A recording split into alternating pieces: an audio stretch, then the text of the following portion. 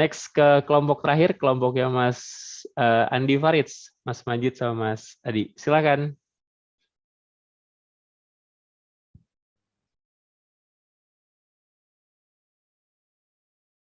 Halo, tes. Udah kedengeran kan ya, Mas Reska? Sudah. Oke. Sip. Selamat sore semuanya. Kami dari kelompok terakhir ya, kelompok 1, dari Mas Adi, Mas Ahdan, dan saya sendiri. Nah, kalau kita lihat background-nya, pertama adalah kita tahu e-commerce itu bisnis yang sangat kompleks, di mana berisi berbagai macam tim, dan dari berbagai macam tim ini kita tahu bahwa mereka memiliki objektif yang berbeda-beda, sehingga muncul yang namanya matriks yang berbeda-beda dari tim tersebut. Nah, dari situ kita harus bisa menilai juga, kita juga tahu di situ bahwa dari berbagai matriks dan berbagai objektif yang berbeda, itu memiliki korelasi satu sama lain antar tim. Sehingga dari situ kita bisa melihat, oh bahwa ini penting nih untuk kita measure bagaimana sih kita measure penilaian performance dari matriks-matriks yang terintegrate satu sama lain antar tim yang berbeda. Seperti itu. Nah, jadi visi kita adalah kita membuat one-stop dashboard, di mana untuk menolong C-level dan operational team untuk mendapatkan insight dan meningkatkan performance dari e-commerce tersebut. Goalsnya itu ada 4, yaitu adalah untuk melihat insight dari sales performance, delivery performance, marketing performance, dan A/B testing result untuk landing page yang baru. Personas yang akan menggunakan dashboard kita adalah dari C-level, sales operation team, marketing operation team, dan research team. Di mana kita mengeluarkan inisiatif yaitu bernama Tokopedia Analytical Dashboard. Nah, berikut adalah user flow-nya. Pertama, usernya itu login. Lalu di sini ada 4 page dari dashboard tersebut. Pertama dari sales performance overview, yang mana ini nanti si level yang akan melihat.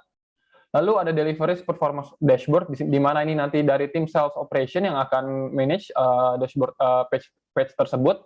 Lalu ada marketing dashboard, di mana ada tim marketing operation yang akan manage page tersebut, dan A/B testing dashboard, yaitu dari tim business development, seperti itu. Nah, dari kita ada dashboard data pre-processing. Pertama, dari data collection, ada data cleansing, lalu data cleansing atau data wrangling, lalu dashboard building, testing, dan release. Dari data collection, kita untuk sales data, kami mengquery menggunakan MySQL untuk menggunakan variabel data apa saja yang terkoneksi nih satu sama lain, lalu kita buat table baru dan kita masukkan ke dalam Tableau. Lalu untuk marketing kita menemukan beberapa masalah. Pertama, mungkin saya melihat di sini time frame datanya itu tuh kurang thorough atau kurang details, di mana itu tidak menjelaskan kapan sih campaign-campaign ini terlaksana. Jadi itu nggak bisa mengimplikasikan dari campaign A ini menghasilkan berapa jumlah misalnya revenue yang didapatkan, berapa jumlah conversion rate dan lain sebagainya. Lalu juga misalnya dari kolom number web purchases di sini tidak nge-represent juga nih berapa sih jumlah fluid yang dibeli setiap kali dia visit, dan misalnya berapa revenue yang didapatkan dan lain sebagainya. Jadi di sini kita asumsikan bahwa untuk hal tersebut kita asumsikan untuk distribusi merata seperti itu.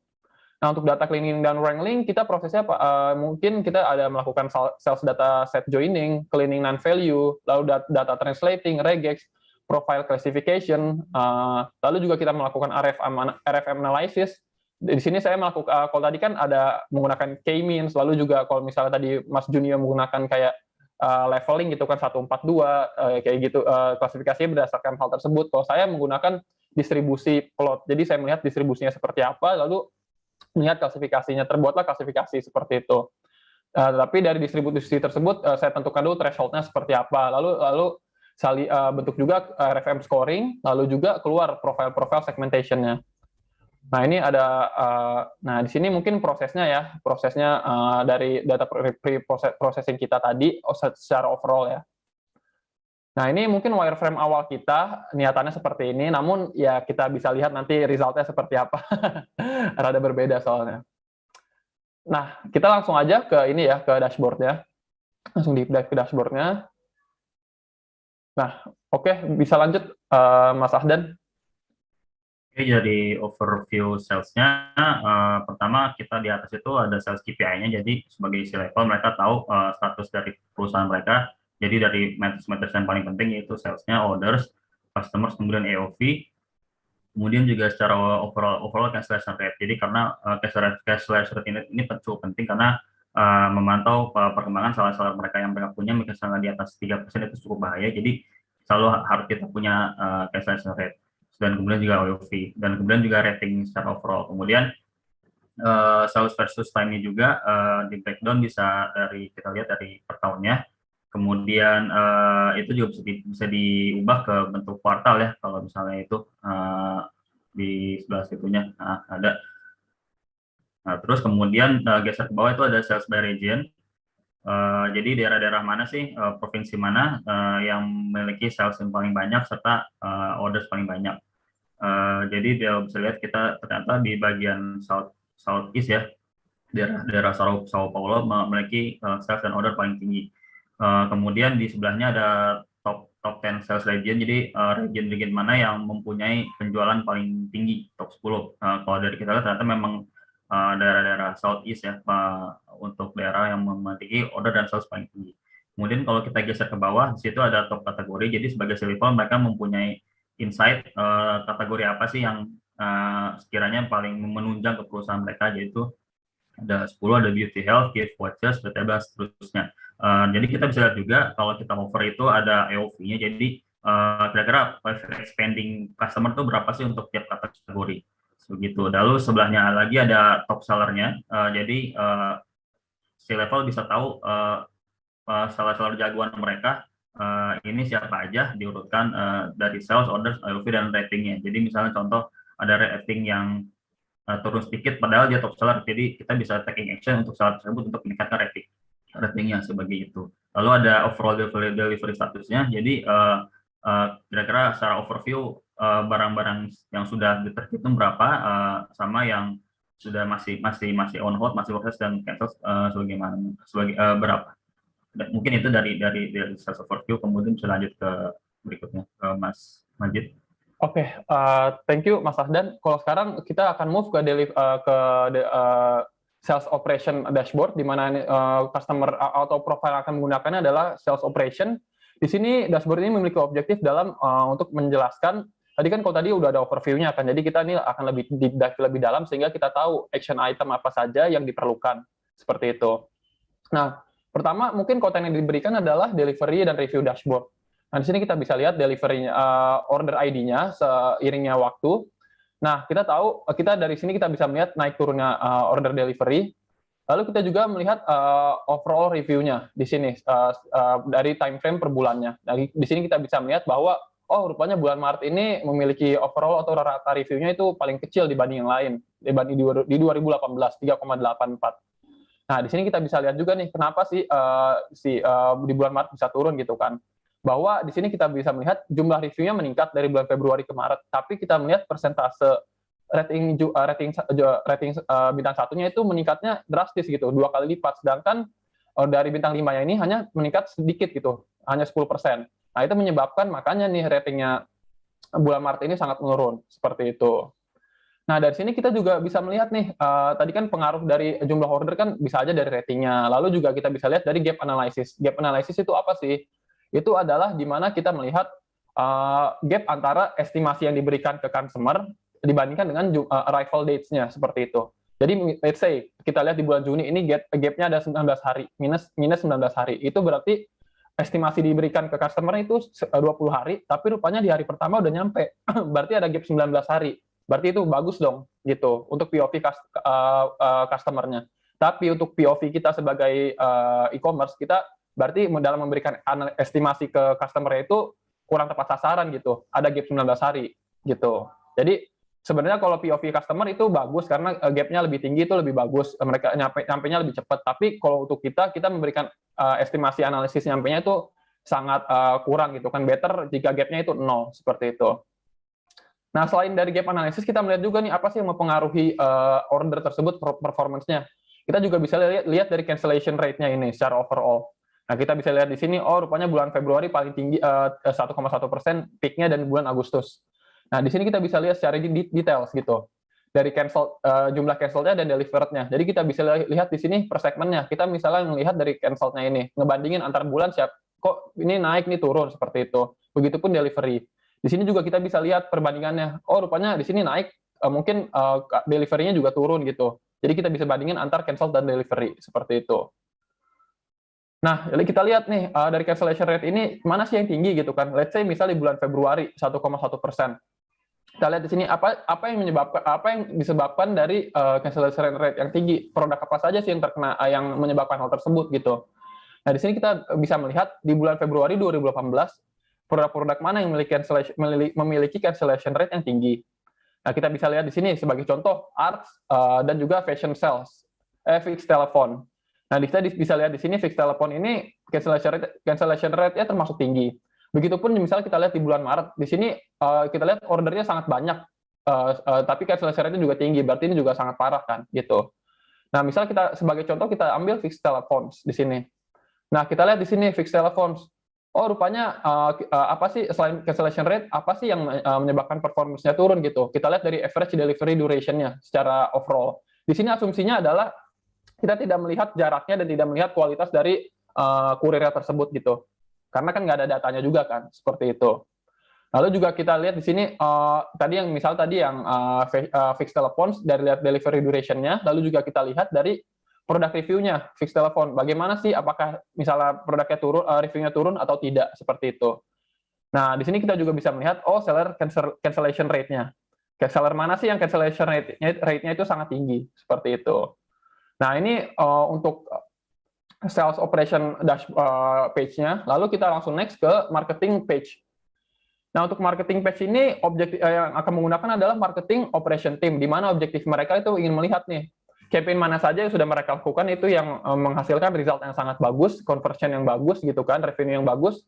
Dan di sini kita bisa melihat nih, oh, best practice apa sih yang sudah mereka lakukan. Let's say misalnya di campaign 4, ya kita bisa lihat dari overall campaign-nya, di sini kan paling sukses, let's say dibanding campaign yang lain gitu kan, ini kan campaign 4 kan, 7,46. Walaupun kalau kita lihat 7,46 itu kan sangat sedikit ya. Nah, di sini kita bisa melihat nih, oh, dari campaign 4 ini apa sih best practice-nya, apa sih yang sudah mereka lakukan gitu kan. Terus kira-kira geografi konsumer seperti apa yang bisa kita duplikasi dan apa yang bisa kita kurangi gitu kan. Seperti itu. Misalnya kita lihat, let's say campaign 4. Jadi nanti kita pilih campaign 4 gitu kan, kita filter. Nah, di sini nanti bisa terlihat nih profile apa aja. Let's say misalnya di sini paling banyak middle age married gitu. Lalu di education segmentasinya, di sini di graduation paling banyak graduation. Dan kita bisa lihat income classification-nya. Di sini paling banyak yaitu adalah di low income dan middle income. Ini klasifikasinya berdasarkan data riset dari US profile demografi US ya, pembagiannya saya gunakan. Nah, ini paling banyak low income dan middle income. Di sini kita bisa lihat juga average income-nya, seperti itu.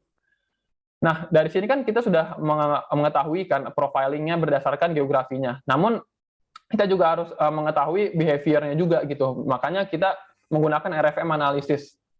Nah, dari RFM analysis ini, saya menghasilkan dari analisis yang saya sudah lakukan, saya melakukan scoring, leveling, threshold, distribusi, dan lain sebagainya, saya keluar menghasilkan 6 profile segmentasi. MVP customer, loyal user less spend, recently active not frequent, yaitu sebagai contoh ini, recently active not frequent, itu adalah customer yang mana dia tuh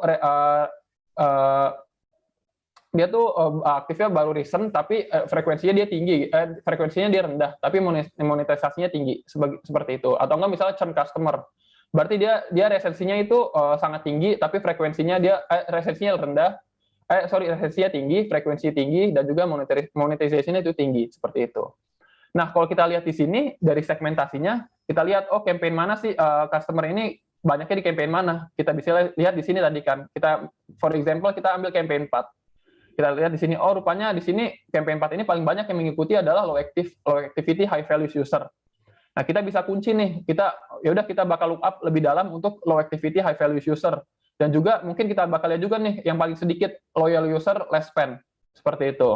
Kita kunci. Nah, lalu selanjutnya kita juga lihat nih.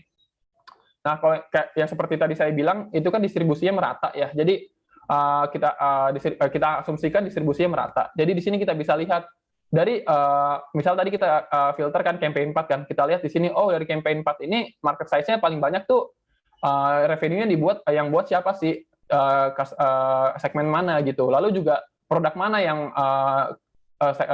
campaign 4 ini menghasilkan lebih banyak market size gitu. Misalnya, for example, kita lihat di sini, rupanya fish dan fruits itu menghasilkan paling banyak gitu di campaign 4.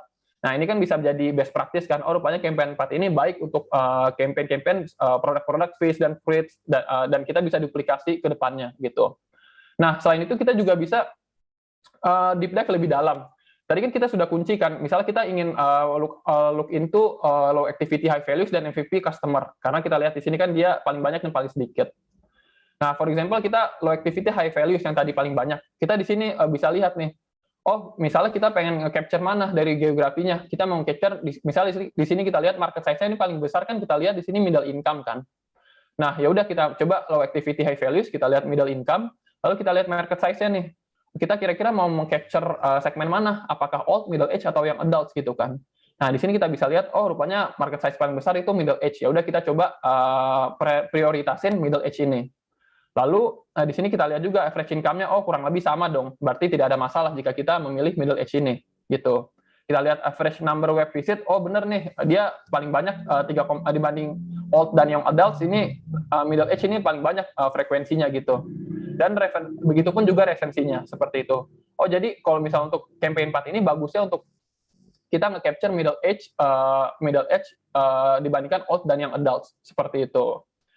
Nah, ini untuk marketing analysis. Kita lanjut untuk Mas Adi untuk A/B testingnya. Ya, untuk dashboard yang terakhir terkait A/B testing kurang lebih mirip dengan kelompok sebelumnya. Di sini ada beberapa scorecard di atas yang menampilkan data terakhir ya. Jadi bisa difilter nanti berdasarkan tanggal dan dia akan terupdate untuk data yang terakhir. Nah, untuk kemudian analisis power, pertama kita lihat dari analisis powernya, kita tentukan untuk kekuatannya minimal 80%. Berbeda dengan kelompok 1, 2, 3, saya hasilnya mirip dengan kelompok Mas Garin, karena awalnya saya juga menggunakan relatif berdasarkan data, cuman setelah dilihat lagi, di sini kita akan melihat sebenarnya kan kita tentukan dulu sebenarnya dari conversion rate baseline itu kita pengen menaikkan berapa persen gitu. Jadi misalnya kita tentukan 10%, jadi misalnya dari 11% berarti kalau naik 10% berarti jadi 12,1 gitu. Dan dari sana kemudian kita tentukan powernya dan kita tahu berapa sampel yang kemudian dibutuhkan. Untuk dianalisa ini saya menggunakan parameter yang sama dengan Mas Garin, 0,3% maksud saya. Ini butuh waktu 20 hari untuk kemudian tercapai powernya, sedangkan kalau misalnya kita menggunakan 5% itu 8 hari, atau kalau 10% itu 3 hari. Kenapa kemudian saya pakai fix? Karena kalau kemudian kita tentukannya dinamis berdasarkan hasil yang didapat, itu nanti akan miss. Karena misalnya ketika kita di awal-awal itu mendapatkan difference yang cukup besar gitu, misalnya 10% misalnya gitu, 3 hari kita selesai gitu, padahal target kita itu pengen lebih presisi, misalnya perubahan itu hanya 5% atau 3%. Nah, itu bisa saja terjadi bias bahwa kemudian kita menghentikan tesnya, padahal secara power itu masih belum mencukupi gitu. Itu makanya kemudian kita tentukan dulu target untuk relatif efeknya itu berapa persen, dari sana kita tahu power, baru kemudian kita lihat p-value-nya. Dan dari sini ketika power sudah tercapai, ternyata p-value tidak signifikan. Untuk C-level dia bisa langsung membaca saja untuk kesimpulannya, sedangkan kalau untuk tim researcher bisa kemudian dilihat, dia mungkin harus memonitor apakah sudah cukup sampel masuk atau belum. Itu untuk A/B testing. Kembali lagi ke Mas Majid. Oke, ya mungkin itu sekian untuk demo dashboardnya ya. Mungkin untuk kita untuk feature development-nya adalah mungkin pertama adalah conversion rate KPI, sehingga kita bisa kita nih traffic data, misal PV, UV, session, dan etc. Lalu kedua adalah kita butuh details time frame data for each campaign marketing, product bout, dan web visits. Lalu juga kita juga rekomendasi untuk membuat marketing dashboard yang dimana itu ada overall secara marketing secara holistic overview, lalu juga itu bisa di details gitu per campaign-nya gitu, seperti itu. Lalu ada A/B testing dashboard for multiple A/B test, dan juga dedicated dashboard for operation teams. Sekian dari kelompok 1, terima kasih. Oke. Congrats. Nice work, Mas Majid, Mas Adi, sama Mas Arif. Oke, silakan teman-teman, ada yang mau ditanyakan dari kelompok lain? Kita punya approach yang beda ya untuk nentuin RFM-nya tadi. Mas Majid pakai all of distribution. Oke, keren. Silakan, ada yang mau ditanyakan, teman-teman? All good. Oke, sip. Kayaknya semua aman. Dari aku, keren banget project-nya.